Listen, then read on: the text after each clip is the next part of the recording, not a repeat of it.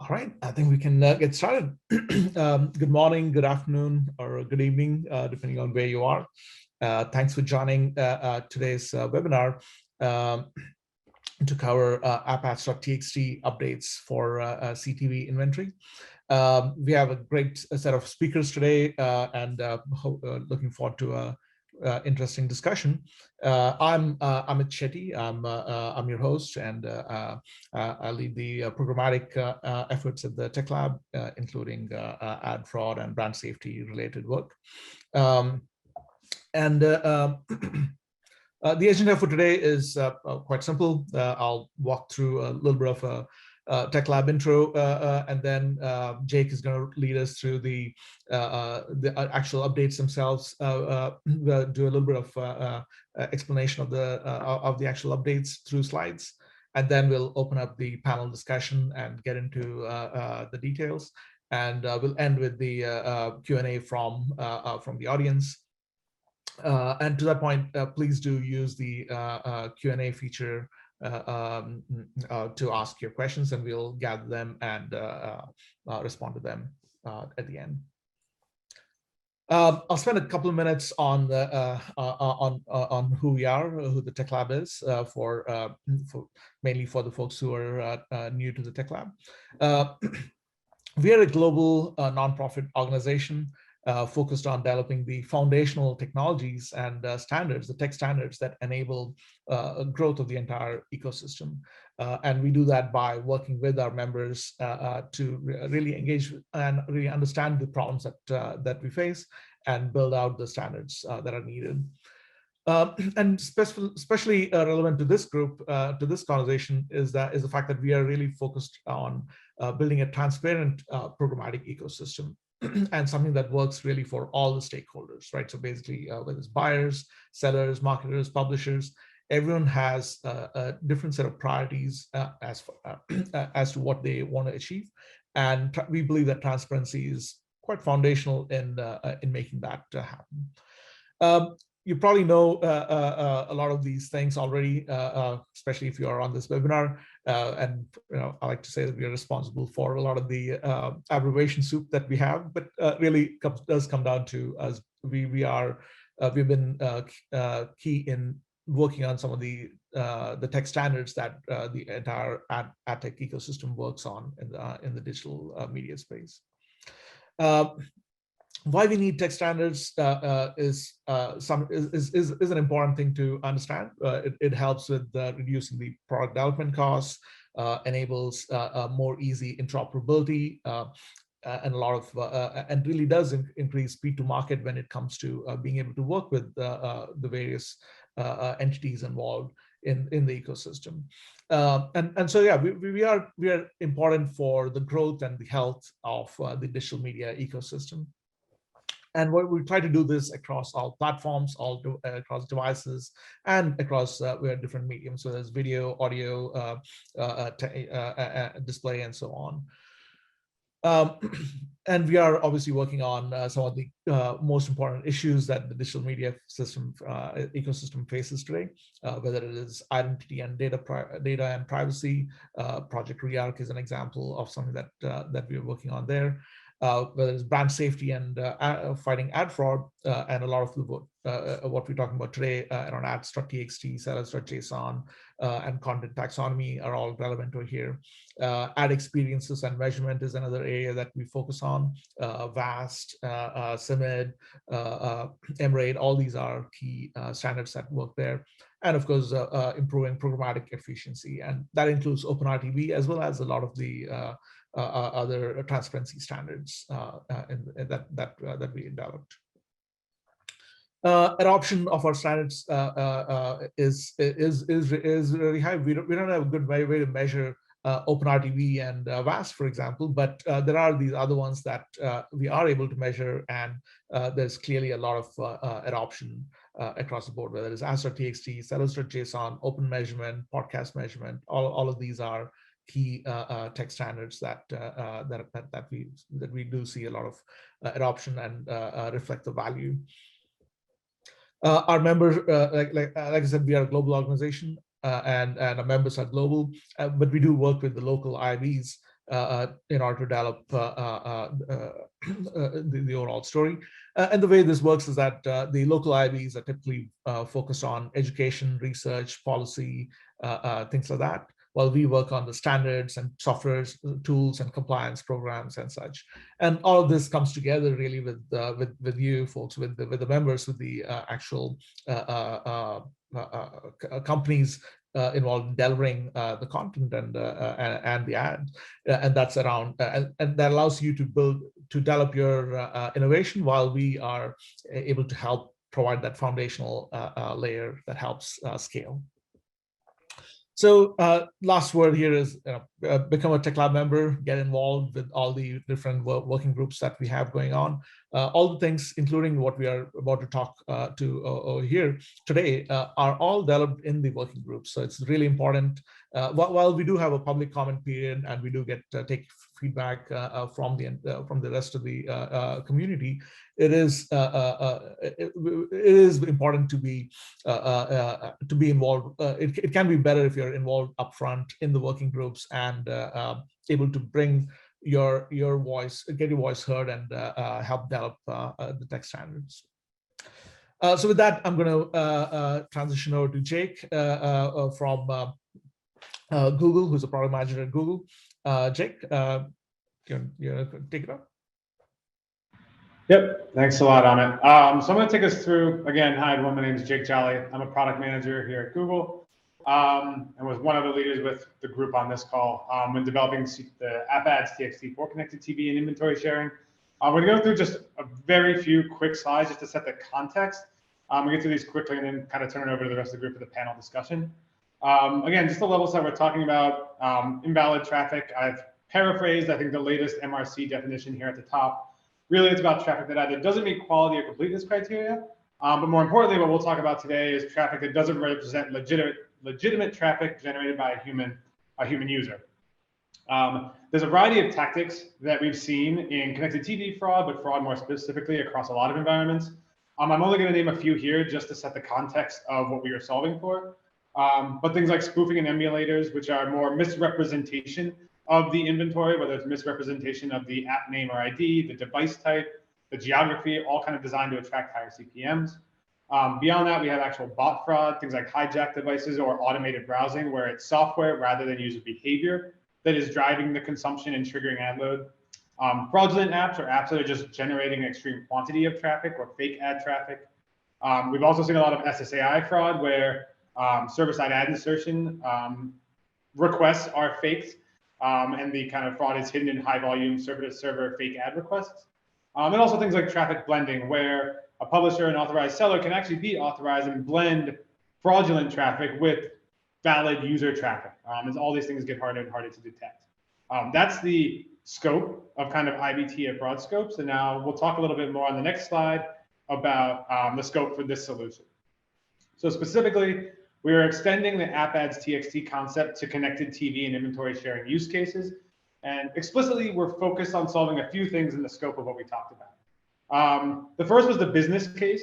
And explicitly, we wanted to help solve for inventory sharing. And this is where different entities actually have ownership rights, contractual ownership rights to sell ad space within a given piece of content on a given app or site. And specifically, we were focused on solving for this in OTT environments, and mainly the content distribution of that TV-like streaming video across devices. We focused on connected TV, but OTT is delivered across devices. Out of scope on the business case, things we weren't looking to solve are things like revenue sharing, where one entity still owns the right to sell the ad space, but may share the revenue with other parties involved in creating or distributing that content. We weren't solving for that case specifically. As well, we didn't want to solve for kind of the traditional web and app-based content licensing or non-OTT specific cases. We're really looking to make this a more broader solution. Under the fraud tactics, explicitly, again, going back to that last slide, we were focused on app spoofing. And again, this is just the basic misrepresentation of a publisher's right to sell ads into a connected TV app or space. Does publisher A have authorization to sell on app B? Things that we were not solving for was kind of that host of other things that we know are out there and we have other solutions for. Some of the bot fraud and fraudulent apps and SSAI fraud. But specifically one I didn't list on the last slide was media rights management. And this gets a little bit more nuanced into does publisher A have rights to sell inventory on the specific programming, or does an app have the rights to stream a specific programming? This gets a little bit more nuanced and detailed into media rights management. Again, something that's important, especially in these spaces, but not solved as part of this solution. So to jump into the next slide. So again, this is just a basic example here. Again, like this very much an example of a theoretical business relationship. We don't purport to note the business relations on this slide, but on the left, you can see kind of basic and traditional app-ads.txt kind of solution. There's a single owned and operated app where the app publisher owns the content and sells the content within the app on a device platform. And this is kind of the solution traditional app-ads and ads.txt kind of solves for. Is this a Viacom CBS publisher that ID that has rights to sell on the Viacom CBS app? When we got into the OTT and connected TV space, we had a little bit more, it gets a lot more complex in terms of the ownership rights within MVPD apps, with potential platform distributor rights to sell content or to sell ads. In particular, an example is a Viacom CBS channel within a Sling TV app on a Roku device. Again, there's 3 parties, and there could potentially be more, that could have ownership rights into a specific piece of content here. And it could be Viacom CBS, it could be Sling, it could be Roku, or potentially others. And this is where we start getting into this inventory sharing ownership concept that was harder to support in vanilla app-ads.txt. So really quick slide to set up, that was kind of the problem we kept coming back to solve. The way we solved it in particular is on the next slide. And solution we came up with, the core thing about this situation is that it required the app-ads.txt owners to manage publisher IDs and kind of other more technical setup of their partners within their own ads.txt files, and required significant collaboration and a lot of complexity in making sure those files remain updated. So what we wanted to do was make sure that kind of this ownership or setup of ads.txt files, the ownership of that was retained by the party that had more insight into their own publisher ID setup and things like that. So what we added mainly was this inventory partner domain, which is a declaration in the app-ads.txt files that allows an ads.txt file to point to an inventory partner that can then authorize the specific ad request.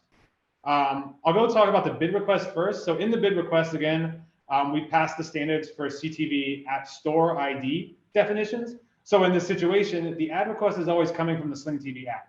And therefore, the bundle ID or store ID should always be of Sling TV. That's where the app was coming from. However, the publisher selling that content can be Sling, can be Viacom CBS, or can be Roku. The original app-ads.txt solution, like I said, would make Sling have to understand Viacom CBS and Roku and everyone else's publisher ID setup and make sure that's continually updated in their file. Whereas here, now you can note that Sling is able to say, hey, CBS is a partner or Roku is a partner, and point to the location of those ads.txt files. So again, the App Store declaration always says Sling. The publisher ID is the one who's actually selling the piece of content. And we have a declaration of what that inventory partner is within the ads.txt file, as well as declared in an extension part of the bid request itself. So that we can validate that request, who they actually are being directed. That's the basic setup of kind of what we launched there, and just wanted to give everyone that context. And now I think we can jump more into the panel and the rest of the conversation. Thank you, Jake. We'll now get to the rest of the panel. I'd like to welcome everyone on. Martina from Verizon Media, Neil Richter from SpotX, and Bill Simmons from Roku. Actually, I'll let each of you introduce yourselves and talk to what you all are working on.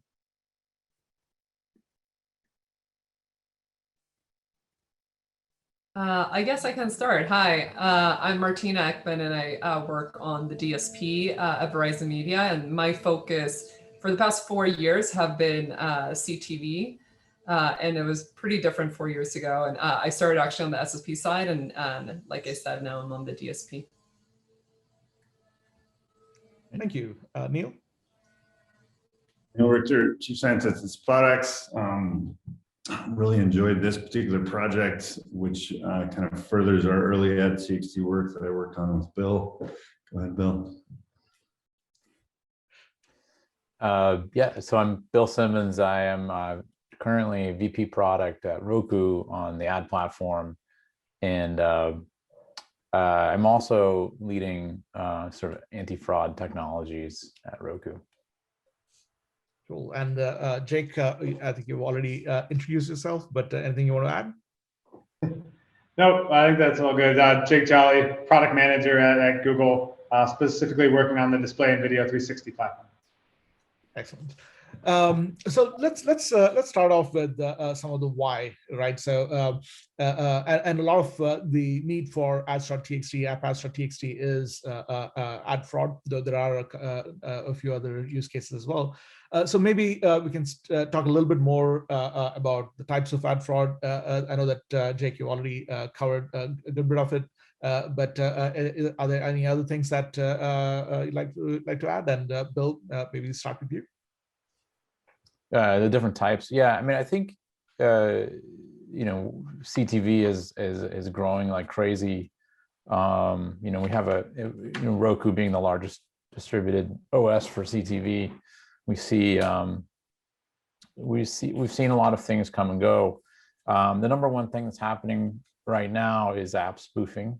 You know, because app ads, you know, a basic technique for verifying that a seller ID matches back with the actual app and what's presented in the bid request was not in place, you know, widely distributed in the CTV environment. It made it pretty easy to just say you were Hulu or just say you're someone else. So that's the main thing we see.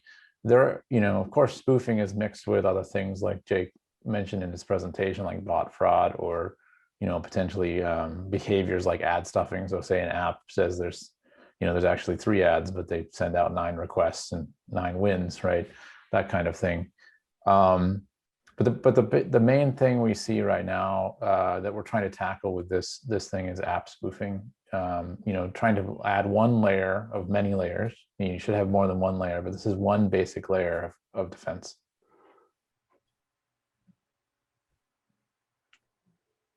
I can just add something to that, which is, even though we're just solving for a small piece of this here today, today's environment looks very different than it did 2 years ago, definitely 4 years ago, where back then, I don't think anyone really had fraud solutions out there. And those that were trying initially were blocking a lot of legit traffic. But today it is a different story. So even though we're just talking about one small piece of it here, all the other things that Jake were mentioning, there are many different solutions in market, third party or in-house. So it's really developed a lot in the past couple of years. Right, and one of the other things that we have discussed in the past is about how maybe ad fraud is not a big problem on CTV platforms because it's a closed ecosystem in some ways, that it's private marketplaces. What do y'all think about that? Any opinions on that? I'll jump in on that one. You know, even with you know, this came up even when we deployed you know, the first version of ads.txt. There was kind of this belief that if you were using a deal ID or you knew your counterparties, that you were more immune. You know, we don't necessarily think that's true. As Bill mentioned, you know, the kind of the Swiss cheese model is the best model. You get multiple layers of defense. It is true that the CTV ecosystem is predominantly private marketplace driven. Counterparties share deal IDs, but that does not necessarily mean that apps are not being sort of illicitly mimicked. It also doesn't necessarily mean that all of the apps are clearly registered in these metadata environments. You know, I think as a, you know, on the buy side, we just don't have the same data set, you know, as Martina mentioned, that they, for CTV, that they do for mobile apps and for the web, where you have these big registration environments from ads.txt crawlers that you can use to really check that the various chains and sources and counterparties and seller IDs are who they say they are. And so I think part of this is just upgrading. Just because you're buying from a smaller ecosystem with a known set of counterparties, The risks are higher in CTV because the dollar figures are so much higher, right? So that necessitates some degree of additional security as well, in my opinion. Yeah, I can give a slightly different take on that. I think in CTV, at least in the early days, because the inventory was so scarce, it was bought generally one-to-one, direct buys, a lot of IOs. Increasingly, though, it's shifting more to programmatic PMP, private marketplace deals. And then on top of that is sort of open exchange. I think there's been a lot of challenges making open exchange scale, mainly because, or one of them is the app-ads is not in place, so it's very hard to verify what you see is what you think it is. So that's one of the things we're trying to solve, because in order to increase liquidity, you want as much demand as possible. Seeing you want the direct IO demand, you want your PMP demand, you also want open exchange to work well, right? And so, our mission here is to make this whole thing streamlined.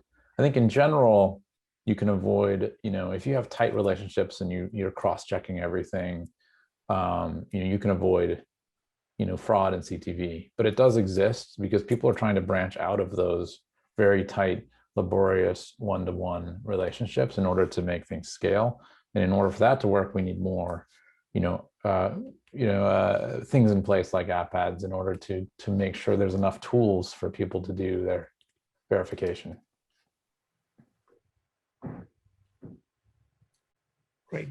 And I do want to end this part of the conversation with to re-emphasize the point that Jake had made earlier. Ads.txt, appadstxt is not going to solve ad fraud, right? It's basically just one of the components that help address, bring transparency and help, especially a specific set of fraud. And does not mean that you can ignore ad fraud once you have implemented it. There are definitely other things that you got to look at and be very diligent about. I guess the next thing that I'd love to get into a little bit more is what are the buyers looking for, and get a little better feel for that. And maybe Martina, we can start with you on that. Yeah, so we already got into some of it, and so I'm just going to continue on that track where buyers are buying a lot through PMPs or even programmatic guarantees, and fraud is definitely one big reason for that, but not the only one. There's a lack of transparency in general. So even with legit apps, there's really not a lot of transparency for the buyers, and it makes it easier if you're going to a specific publisher. They tell you exactly what content you're getting. That's another reason for PGs or programmatic guarantees and PMPs. The fact that it's server-side ad insertion powered, and so there's less verification. Like Neil said, higher CPMs just makes it much more higher stakes, essentially. Another reason is linear dollars are moving over. And so it's a different type of buyer that is now getting used to the ecosystem of programmatic. But I also believe that programmatic is definitely the way to go. And I'm sure that we all believe in the promises of that. Of buying an audience, that's what the buyer wants, essentially. They want to understand, who am I serving the ad to? Whether it's through an identity solution, and let's not get into that because the industry is turning itself upside down on that right now. And who knows where we're going to end up in a year or two. But even if we're talking about proxy buying, contextual buying to get to a certain audience, we need to be able to answer the question when buyers ask, what am I buying? And so it needs to be non-fraudulent. It needs to be high quality. Brand safety is important. So even if it is legit traffic, they want to make sure, what am I serving my ad next to? What is the content that the viewer is watching? So that goes back to the transparency piece. App names and metadata, to not even be able to have app names clearly come through is a problem. And these are basic things, but things that everyone is still trying to figure out, just because CTV is a different beast than regular video or display. So at the same time, that's basic stuff. We are also solving for things like measurement, attribution, ROI. But it's interesting that we're solving for that. Meanwhile, we're just trying to get an app name through, what's the app bundle, what's the app ID, and how do you link that back to a name? one thing that I thought was interesting, I looked into some of the data in our platform, and we are Verizon Media, the DSP, we're pre-filtering all unauthorized traffic. So 1 to 2% of the traffic gets pre-filtered, and I'm sure that's understating it because a lot of the exchanges and SSPs are pre-filtering on their side too. So that's already happening, and I think that's super important, and that's why we're here today.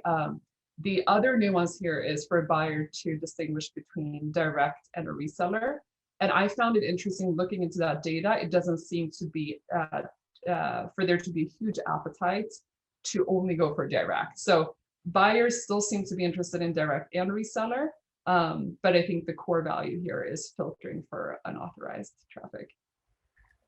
That's a great point. Actually, I think there has been a lot of hesitancy in terms of the direct versus reseller statements, and thank you for bringing that up. Any other comments?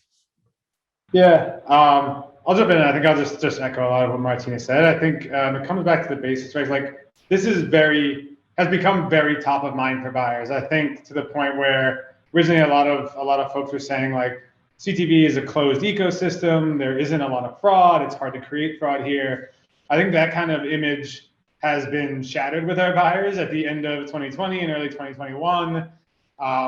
Stream scam, like the number of other reported fraudulent incidents were very high profile, and I think are weighing top of mind for our buyers. And I think now it's getting back to that basics. And as Martina mentioned, like just the ability to say definitively, this is the app this piece of content is running on, or where this ad request originated from, and validate that with an app ID that's kind of owned and validated against the store owner, and validate that this publisher does in fact have rights to sell on this app. Like that is just foundational to like transparency and being able to buy in kind of any style of format, whether it's a PMP or open exchange or anything like that. Like just being able to understand that piece is pretty foundational to the transparency, and then we can use that to build on top of with other things. So we see this as really just the start of a bunch of other stuff that we need, but as a very foundational building block for them.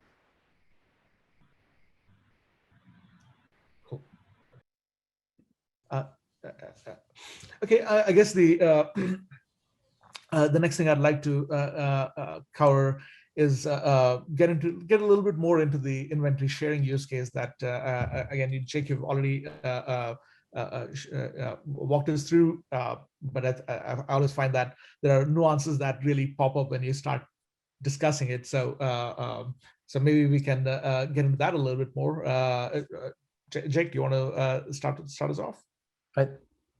Yeah. There was Jake. I was looking at the Q&A. There's questions there with about like kind of going back to that last slide with the, you know, it might be able to explain in the context of that slide, like inventory sharing, or maybe I can, as the Roku guy, maybe I can talk about that. I think go for it. One of the things that's tricky about CTV is it's extremely common that the inventory for an app is sliced up and different parties have rights to it. So for example, Roku as the OS often has rights to a portion of inventory, some percentage, which is, you know, sold by Roku as part of the business deal, you know, wherein, you know, a lot of terms are exchanged between the content partner and Roku, and including ad inventory that is represented by Roku as part of Roku Audience Network. And so even though it's in this one example, a Viacom CBS channel on Roku, some of that inventory may be being sold and represented as the seller as Roku. In this example, this is probably the most complex one, where it's inside a Sling TV app, and it's a sub channel within the Sling TV app. And so Sling may have rights to sell the inventory, Roku may have rights to sell the inventory, and Viacom CBS may have, you know, of course they have rights to sell some of the inventory because they own it. And so what we're trying to provide for in this version is a way to cross-link authorized sellers by providing this inventory partner domain. So like if you look at that top box, you can indicate that these different parties are allowed to sell inventory. I can pause there for a second. And so what this means is for people crawling these files, it's like if you've encountered one of these inventory partner domains, you need to also crawl that partner domain and look for an app-ads file there in order to make sure that everything checks out. I'll jump in on that. There's a question from the audience. This is an interesting proposition, and there is an initial tendency to just map this into like a header bidding style, understanding from the web, but it's very different when when you pop on your television and you open up your favorite MVPD, Sling, YouTube TV, Philo, etc., and then tune to a piece of content.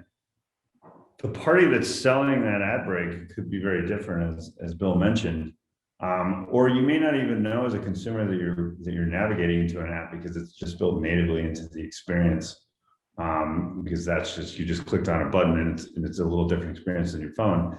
In any of those cases, we want to make sure that the bundle ID is transmitted to the buyer and that the seller IDs that are authorized to sell against that bundle ID are very clearly posted. And in case this isn't obvious, I'm sure we've all seen, on cable, the different contests between content providers and distributors, as they're called, and fees. And you read this in the news, of course, if you're in the industry. There's a lot of money changing hands for this content, and one of the ways that's done is inventory sharing. From a SpotX perspective, we see this across a great many of our partners. It's the way that the business is done, and it's different than resellers, right? When a content owner signs up to share inventory with a distributor or channel content creator, that nobody's reselling. They own that chunk of inventory, right? So this is direct. Even though you may not be the producer of the app, you are in fact directly selling that chunk of inventory because it's your content, right? So there's a bit of nuance here. It can look like header bidding if you just look at the data, but it's not. So it's part of that. We spent quite a bit of time in development of this spec, really working out those nuances and making sure everyone understood them. And that was why the explainer document is so much longer than in our prior apps. And Jake did a great job of being the main author of that explainer document, writing all this down. Anything else we want to talk to? And I know that this was something that we spent weeks and weeks on. So, if there are things that you want to bring up, even if it's stuff that we decide that we will not try to solve, if you please feel free to do so.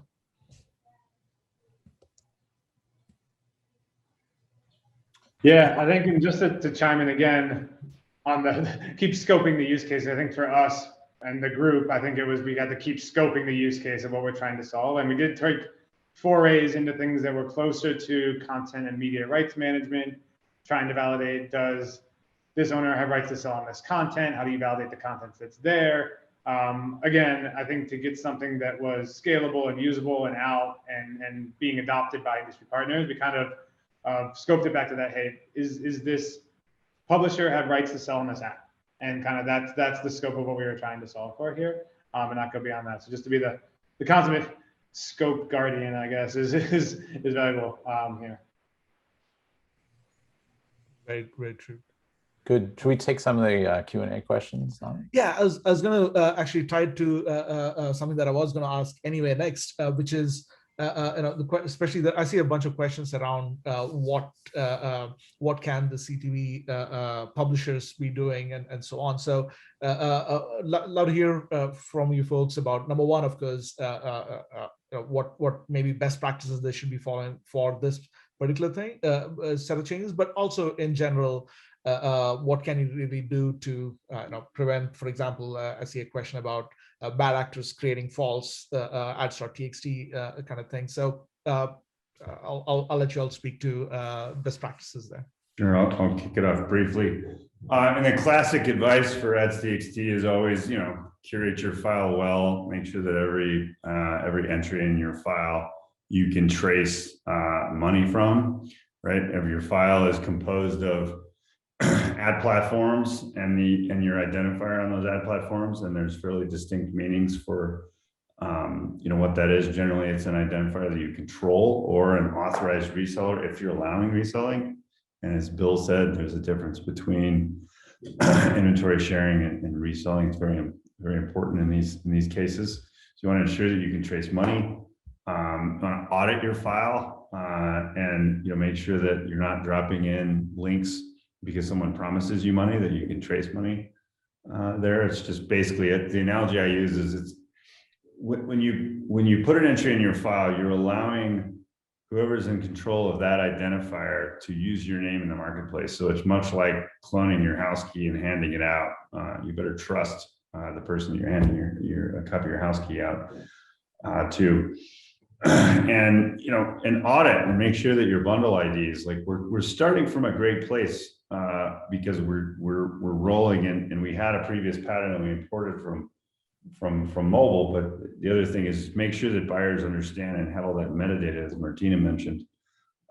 If you're publishing an app, make sure that it's on the App Store. If you're publishing an app through a CTV environment that you didn't build, make sure that that App Store has great metadata so that buyers can understand and find your inventory. I think, security of your app ads file is really important. You're basically saying, this is who can get paid for my inventory. And now we've added it. It's like, okay, one of these partners can get paid. And so you can look at their file and see which accounts.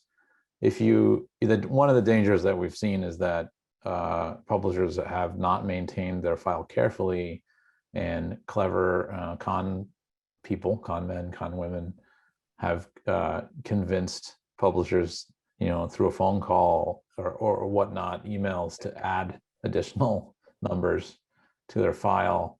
You need to be really careful about that. There's money. These are, think of them as bank account, payment account, routing numbers, like these are the authorized ones. I'm CBS. These are the accounts that pay me. No one else should be able to get on that list without a double check.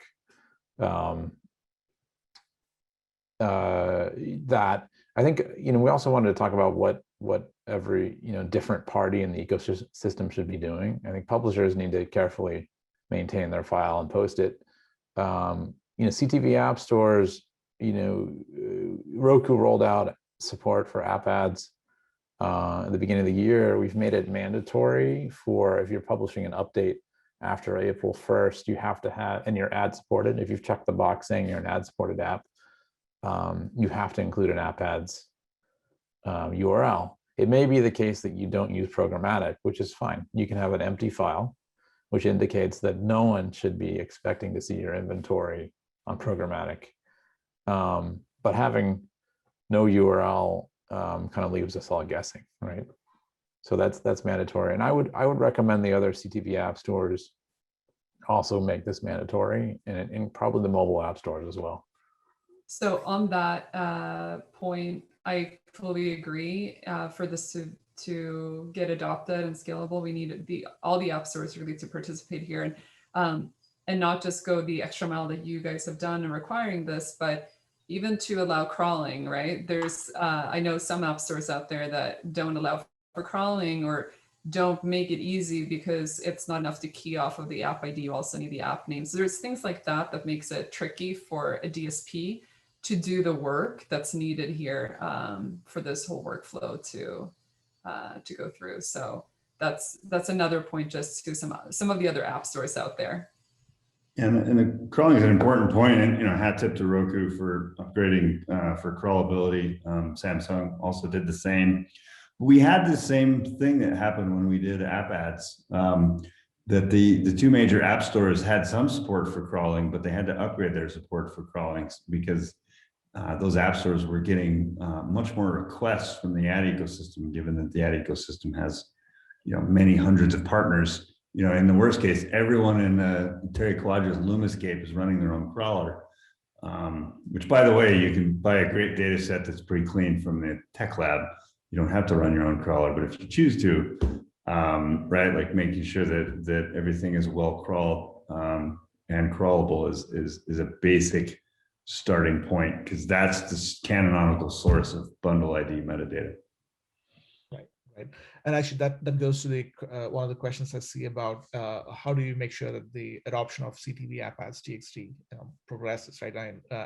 And the answer definitely does involve working with the CTV platforms to make sure that the metadata is available on the App Store, that it is crawlable, and so on. And so that's definitely something that that we're working through. Now, I see a few questions on there which ask about concerns around okay, if is there a reputational risk by including the full ads.txt of another partner, and similar questions. So any thoughts on that? So the idea, I think the concern is that if you have an inventory share, if you're pointing to someone else, then you're taking on some risk on. Yeah, I think in general, there is some risk there. What we're finding that, well, the alternative is that you enumerate every possible combination in every possible file, which was just an unmaintainable nightmare.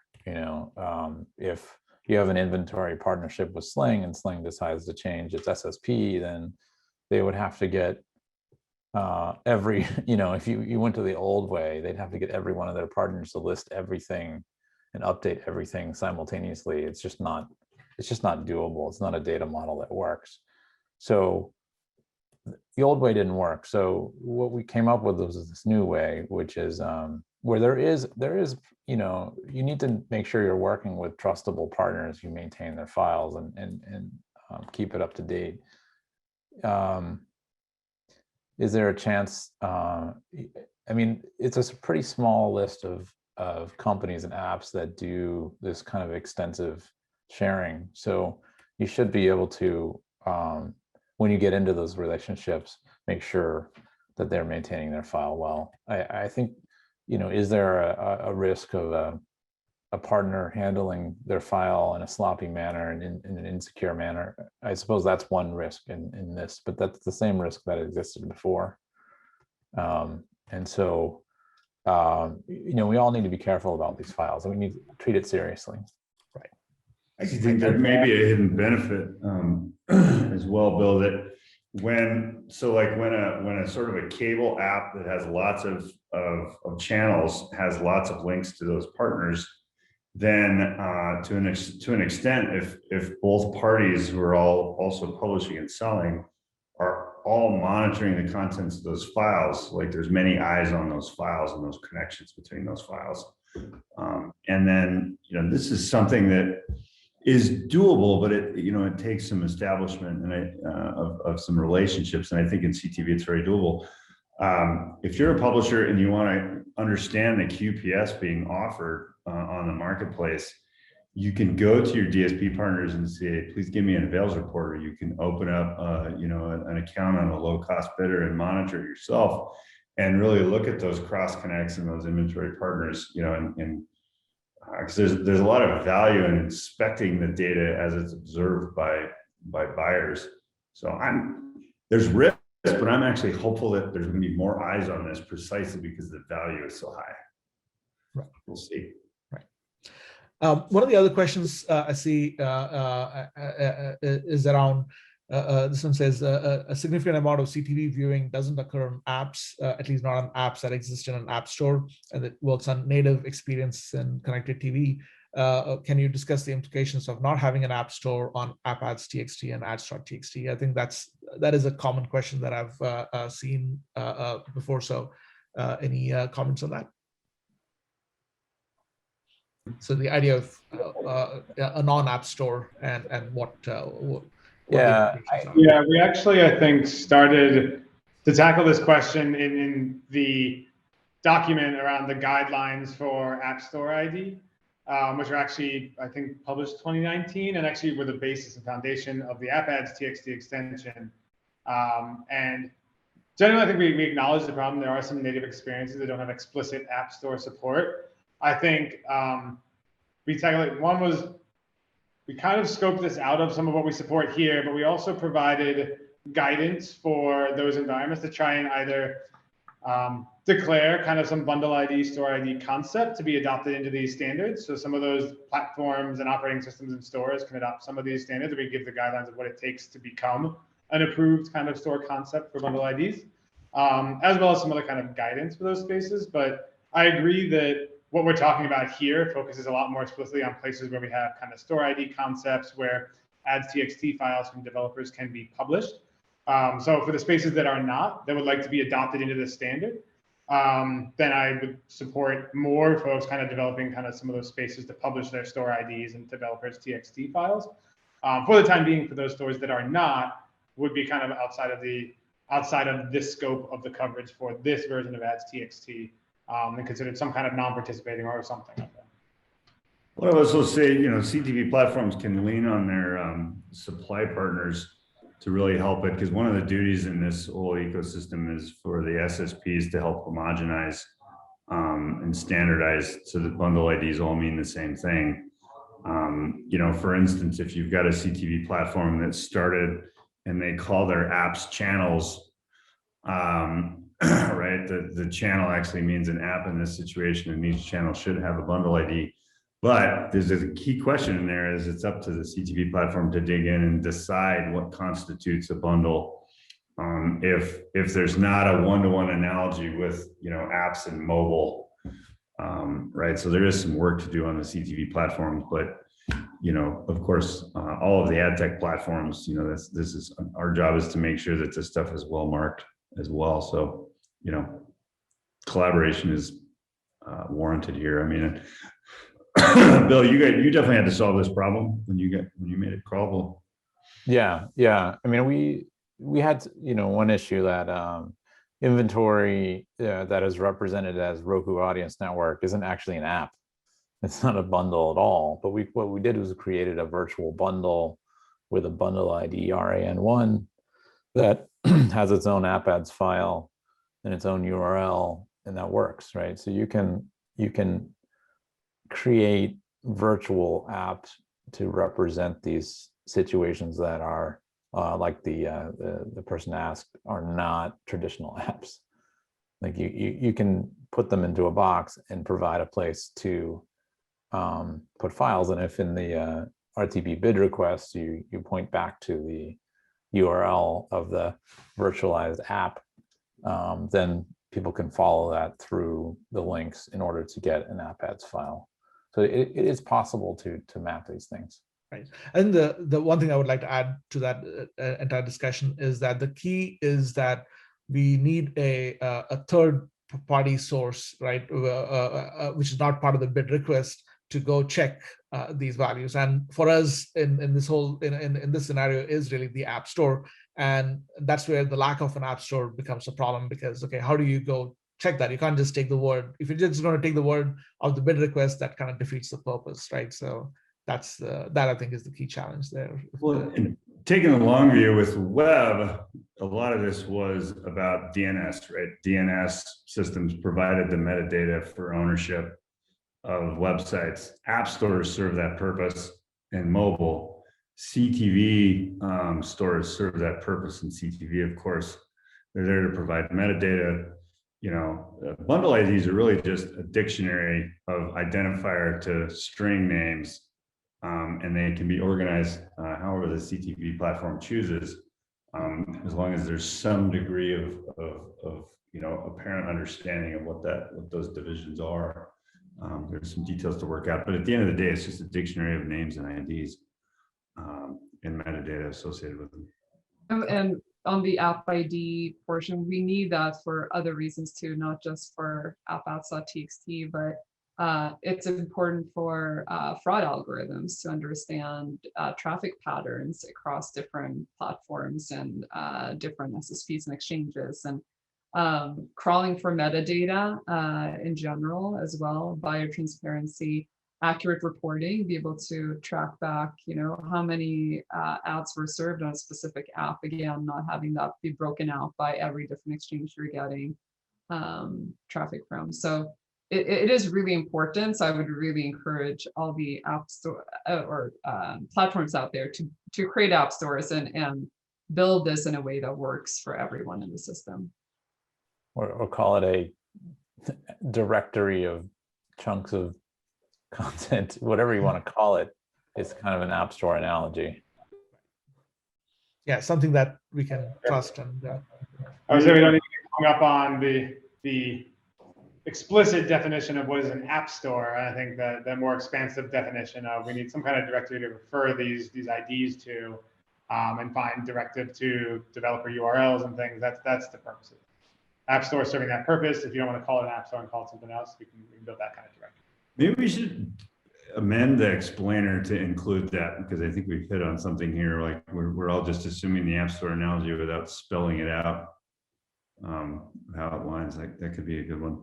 Yeah. The other one, Martina, you had a really subtle point. Accurate reporting, right? If right now, if you're a buyer and you're buying a bucket of inventory, you know, from an SSP, and you're doing so with a deal ID, you may be getting your reporting metadata from the deal ID rather than the app, right? So, you know, accurately conveying the metadata for how the inventory is and user experiences are chunked up is a big help in reporting, which if we're going to move linear dollars over, like this is a necessary starting point. Really subtle point, but great one, Martina. Yeah, I mean, we're doing a lot of heavy lifting, trying to give buyers all the metadata and transparency that we receive, right? But we're at the end of the funnel there. So we ingest whatever we can and we present with them. And then we try to unify it into the right view for them. But like I said, it is heavy lifting today. So anything that can be done further upstream that would really be helpful for reporting purposes, measurement, etc. well, so I went into the non-AppStore question partly because for selfish reasons, I've been getting a lot of questions on how do you support it even offline. So thank you for that. And Neil, great point on maybe we should look at updating the explainer guide. And that's something that I do want everyone to be really be looking at. The explainer guide is intended to be to support the actual specs, the app-ads.txt, apps.txt specs, so that it can provide a little more detail without now blowing up the actual specs themselves, and something that we hope to keep as a live, a living document, if you will.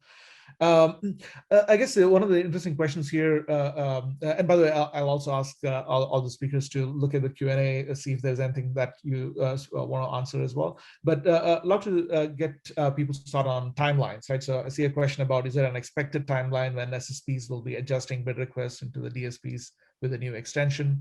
And I would probably expand that question to, what do you see as a timeline for adoption?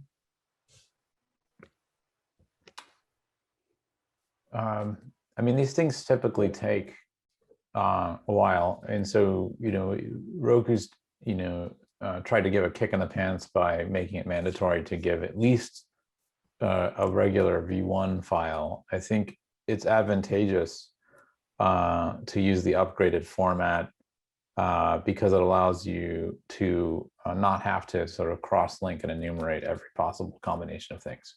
So I think these things generally take something like a year for things to click into place. You can use V1. It requires you to enumerate every possible combination of inventory sharing arrangement you have inside your app-ads file. With this new version, we're simplifying the maintenance and hopefully making it more dynamic with your partners. One thing I suggest, there's a ton of questions in the Q&A queue about specific examples and wanting more explanation. The explainer doc is really great. Yes. I would suggest reading that and going through the examples there. And if something's unclear, we're certainly able to edit and publish a new version of that. But we tried to spend a lot of time making that pretty clear. If you walk through the examples, I think that's a good place to go. Kyle asked a good one on the reputational risk for using the inventory partner domains. I mean, that is a good question, but I guess the issue is if you have an MVPD app and you're licensing content from content providers, then the assumption is that you'd have an inventory partner domain linked to each one of those. I mean, these are your partners that you're getting content from. So while both parties need to trust each other, both parties can actually make sure that the files are well curated, because the entity that you're linking from probably wants to make sure that your seller IDs are well known to the buy side, because the seller ID can be either one of either a content provider or the MVPD or the device manufacturer or stick manufacturer, right? So there's quite a few details to work out there, but in terms of adoption, sorry, Neil. Go ahead. Yeah, no, just in terms of adoption, like anything, it will take a long time. Bill, I don't know if you said 1 year. I feel like it's going to take much more than that, because I think the initial document that we pushed out on ad ID adoption, that was over a year ago. I think it was December, what would that be? 2019. And we're still not seeing the majority of apps coming through with app ID. And so I would just encourage people here on this webinar, if you haven't adopted ad ID yet, please do that, because that is maybe the first step here. And everyone here has a different task in terms of adoption, whether it's a platform or an exchange or a DSP, but if we can start by just getting adoption up for ad ID, I think that's a good start. Yeah, I think that's a really good point, Martina, that the App Store ID adoption is like the basis of this thing. And it's been a while to take that. I think my personal hope is getting some of these specs around ads.txt and now having some of the authorization run through the fact that we need validated App Store IDs. We should see more adoption. And I think the adoption question is really, it's kind of up to everyone here and everyone in this room to kind of push for this, right? For publishers to start adopting, for buyers to push their publishers to adopt, for DSPs to work with their SSP partners to make sure the signals are being passed correctly. From a DSP standpoint, I think we'll start monitoring adoption, right? We are going to start making decisions on this stuff while not that many people have adopted, but once it starts reaching more kind of critical mass, when DSPs actually start blocking unauthorized and handing out things, I think that's when you'll see some of the push come from. So I think it needs to be like a organic carrot. We need to get everyone out there, but at some point down the line, the stick's probably going to come, and I think we want to get ahead of that stick being the main driver here. Actually, that's fantastic, and I think that's probably a good place to start. But any last words from each of you? I know that this has been fantastic advice, great content in terms of the actual changes and so on. And I will also try to respond to all the other questions via email. But any last words from any of you? I would say this entire effort, years long now, about app-ads.txt is about just providing a well-lit marketplace of known counterparties, right? And PMPs are not a panacea that fixes this, because buying systems are automated and they need metadata to operate well. So that's the backbone of this.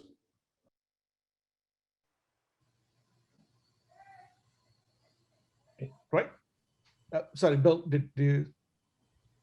I said great. I think that's definitely true. I mean, I think there was one question about international. I think as CTV has exploded in the US and it's starting to go get hotter and hotter around the world. I think as you get into all these markets, like I said, PMP deals as a solution is a hard one to scale. We need metadata that creates trusted ecosystems, such that you don't need to pre-negotiate every single inventory deal one-to-one with every single partner, such that you can run internationally at high scale. So I think this is one of those foundational pieces of that solution. And that's my final word. Absolutely.